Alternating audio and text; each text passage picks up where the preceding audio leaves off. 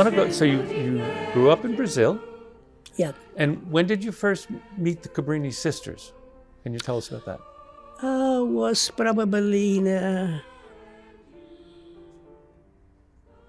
the 54. I heard about Mother Cabrini on the radio, and I got very impressed about her life because I was searching, but I don't have find any place that really suited me. But when I heard that in the radio, that her life, I really felt that was my place to go.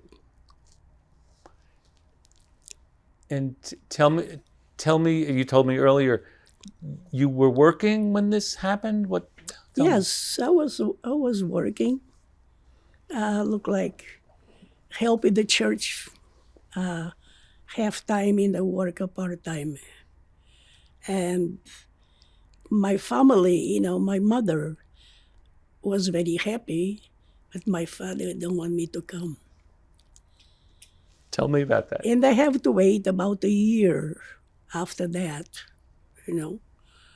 And the priest that I work with told me that he was going to investigate who was those sisters and who was Mother Cabrini. And he went to Rio de Janeiro, and he was very impressed with the sisters and the life of Mother Cabrini, And he was the one that helped me to get there, to get with the sisters. Is there any one or two reasons to you that you entered? I mean, you said you were searching. Yes. But tell me about that, your decision. Well, I met the different groups, look like the Charity Sisters, different ones, but was not really suiting for my vocation. I felt that my call was to be a missionary.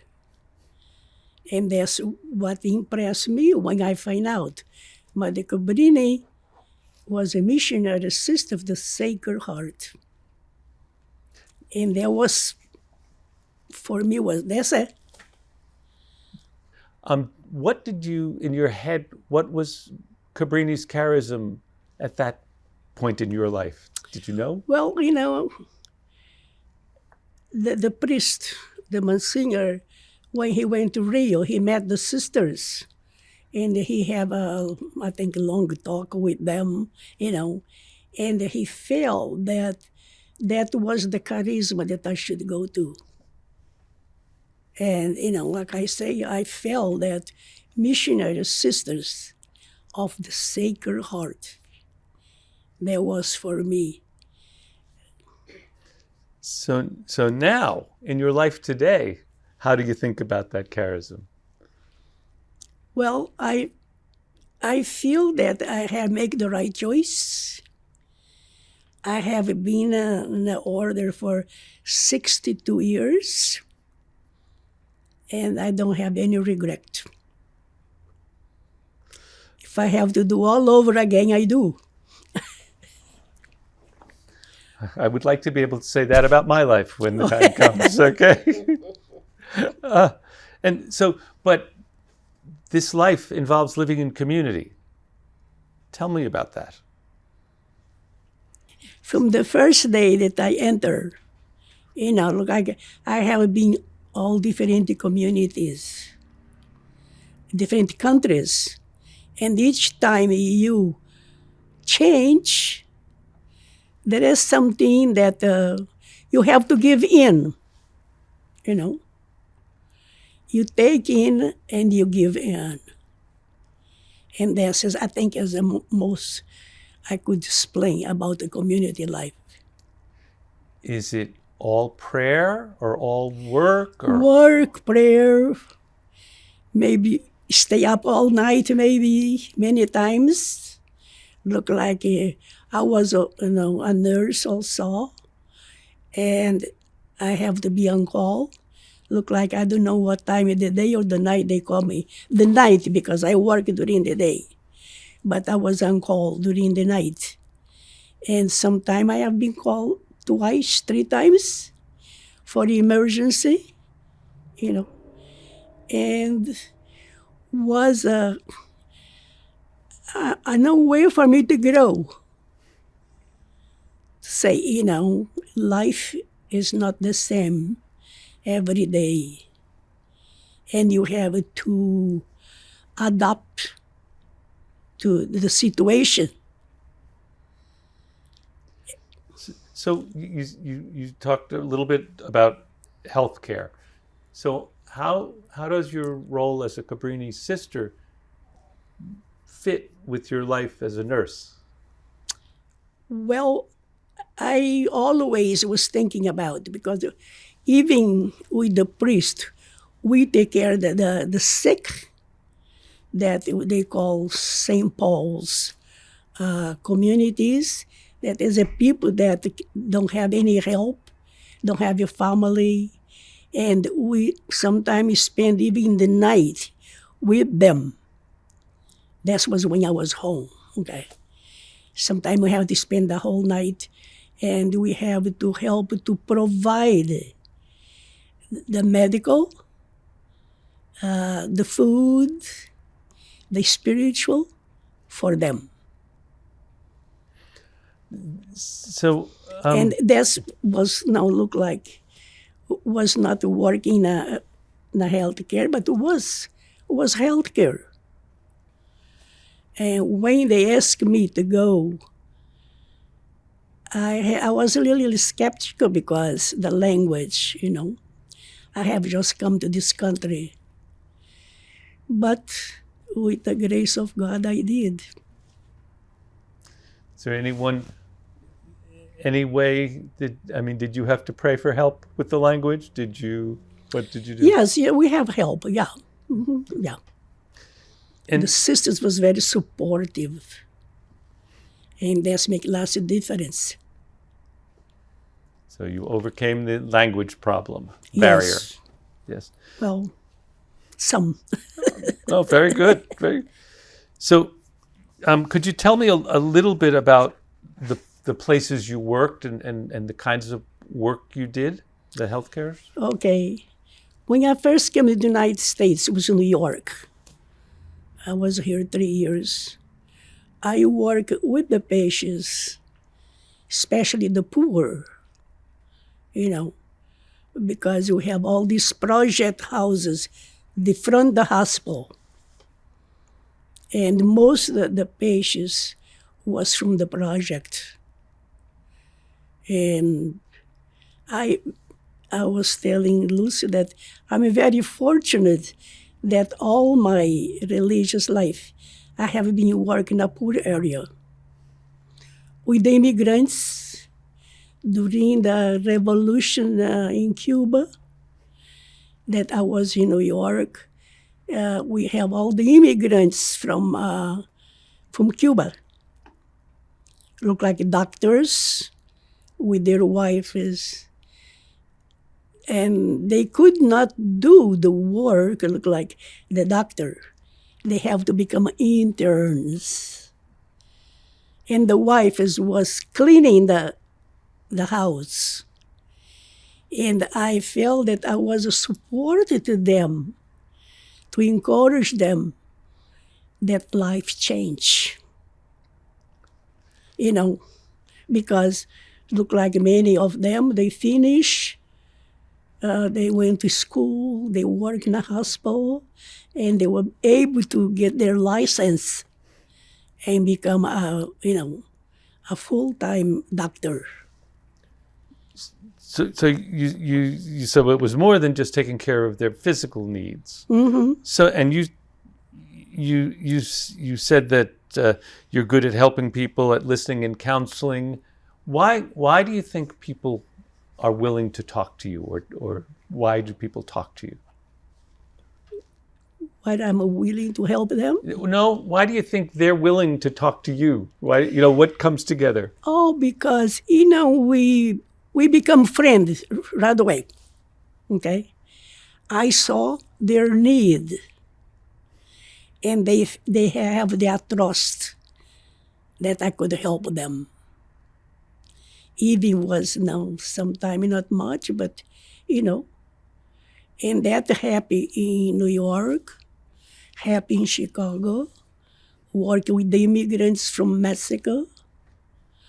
Um, I feel that the Lord gave me their gift, to approach people and to accept the people. That's the most important thing. To accept people the way they are and not try to change their ways. But I have to try to adopt their ways too. I've seen that with so many Cabrini sisters. Um, is there one thing that something like this that happened that touched your heart? A person you met or a person you helped, or who helped you? Oh yes, many, many ways. Because when I worked in a hospital, I saw mothers lose their baby. And I'm the one have to help them with that bereavement. Not just when they were in a hospital, but contact them home. We have service for the families to, to cope with that bereavement.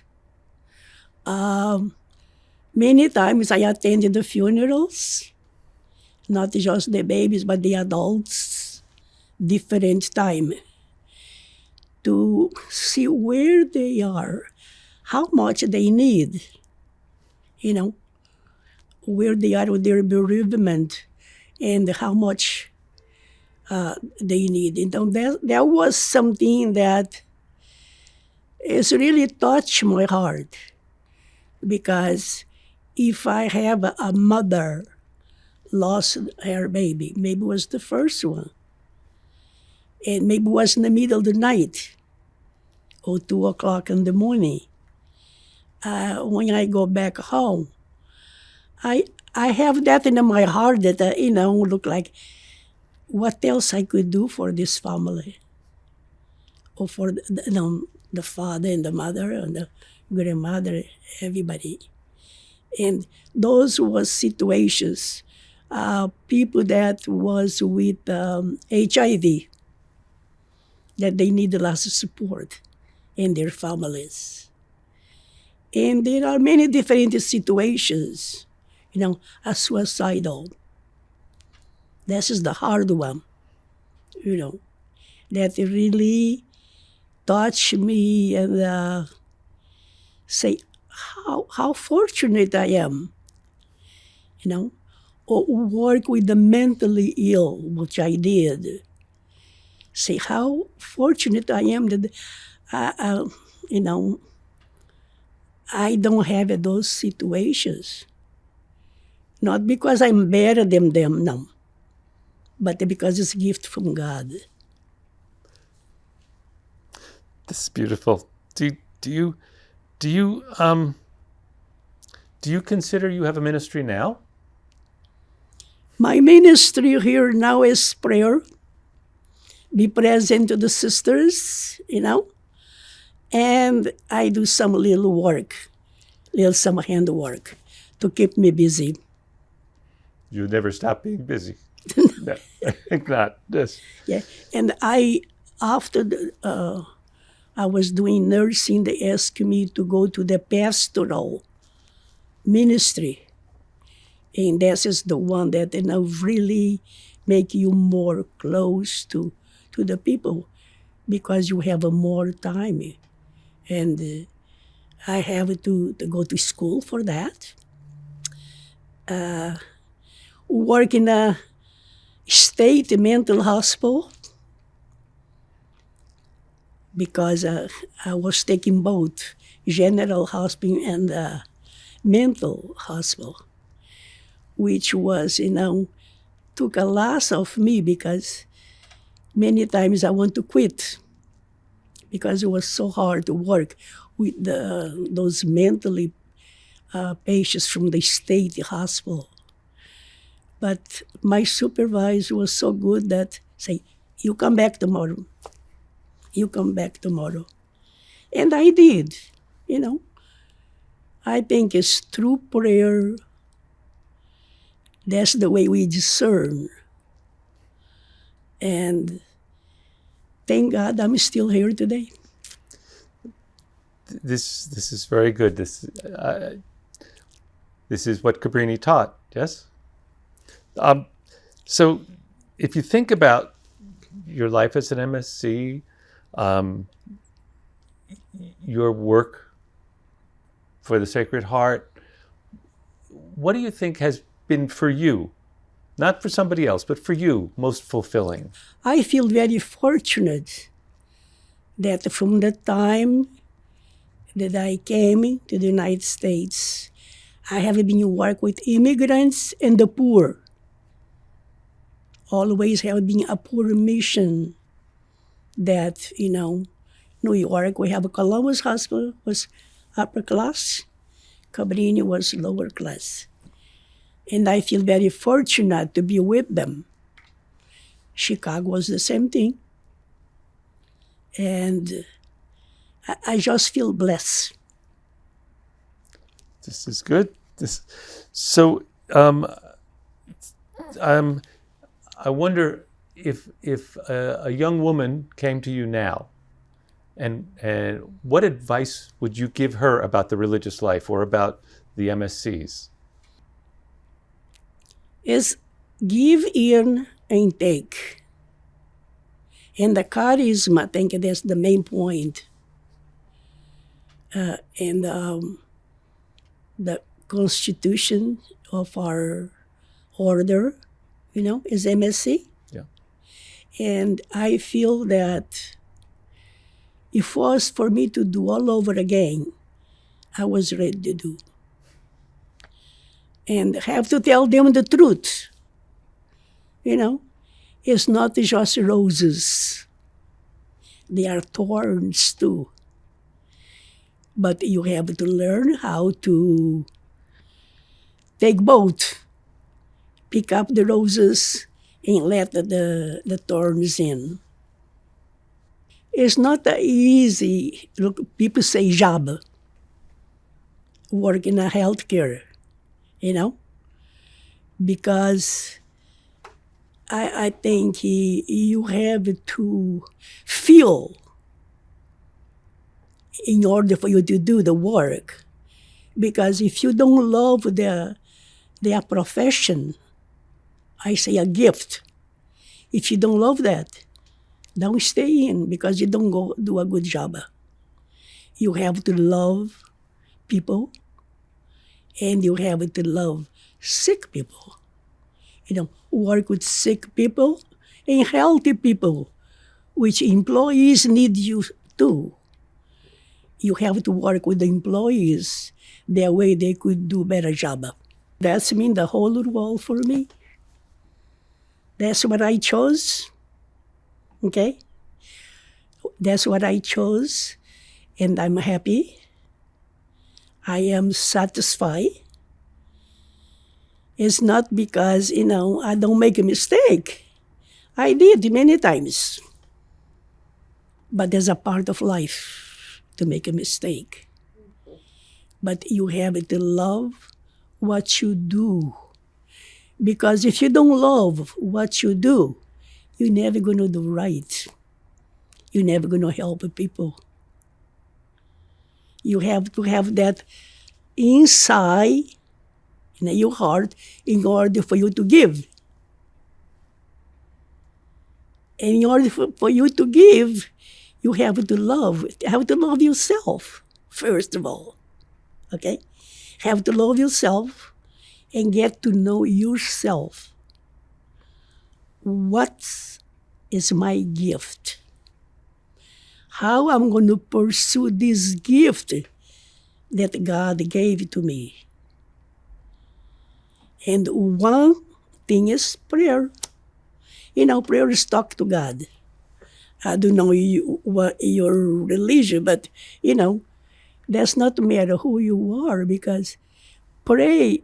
Sometimes people think I have to kneel and pray. No, it's talk to God and listen to God.